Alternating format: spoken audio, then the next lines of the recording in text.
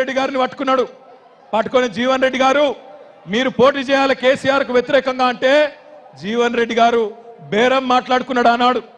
రాజశేఖర రెడ్డి గారు నేను ఎట్లాగో ఓడిపోతా నాకు తెలుసు, గెలిచే అవకాశమే లేదు, తెలంగాణలో కేసీఆర్ ను ఓడగొట్టేటోళ్ళు ఎవరు పుట్టలేదు, కానీ నేను ఓడిపోతే నాకు మంత్రి పదవి ఇవ్వాలని చెప్పి బేరమాడుకొని ఆనాడు కేసీఆర్ ను ఓడగొట్టే ప్రయత్నం చేసిన ఎమ్మెల్యే గారు ఈ రోజు జగిత్యాల నుంచి ప్రాతినిధ్యం వహిస్తున్న ఎమ్మెల్యే జీవన్ రెడ్డి గారు.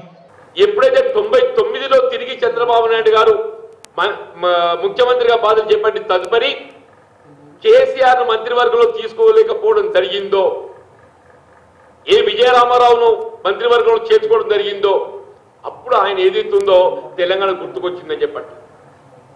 94, 99 మధ్య కాలంలో నువ్వు ఎన్నడైనా ఎప్పుడైనా ఎక్కడైనా నువ్వు తెలంగాణ రాష్ట్ర ఏర్పాటే కాదు తెలంగాణ ప్రాంత సమస్య గురించి స్పందించావే నువ్వు?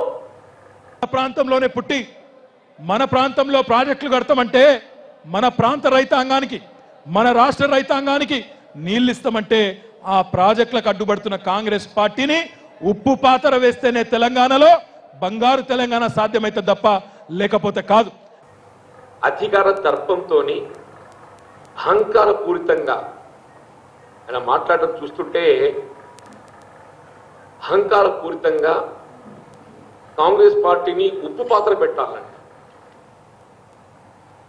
ఎందుకునైనా కాంగ్రెస్ పార్టీ ఉప్పు పాత్ర పెట్టాలి? తెలంగాణ రాష్ట్రం ఏర్పాటు చేయడానికి ఏదైతుందో నిర్ణయం తీసుకున్నందుక